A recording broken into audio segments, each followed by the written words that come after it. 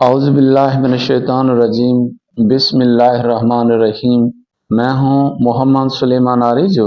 آج ہمارا موضوع ہے عورت موہنجو دڑو کی قدیم تہذیب میں۔ موہنجو دڑو کی قدیم تہذیب میں بیویاں اپنے بال پیچھے کھلے رکھتی تھی۔ موہنجو دڑو کی تہذیب میں مرد اور عورتیں زیور پہنا کرتے تھے۔ سندھی تہذیب میں عورت کی حیثیت ہمیشہ بلند اور مقدس رہی ہے۔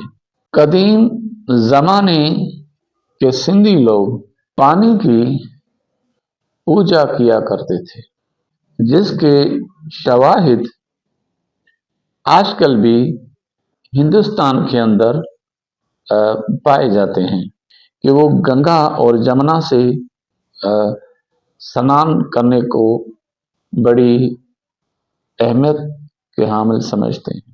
ہیروڈوٹس سندھ کی عورتوں کے متعلق لکھتے ہیں کہ 500 قبل مسیح میں سندھ کے رہنے والے لوگ اپنی بیویوں سے سرِ عام جانوروں کی طرح مباشرت کیا کرتے تھے۔ جزاک اللہ۔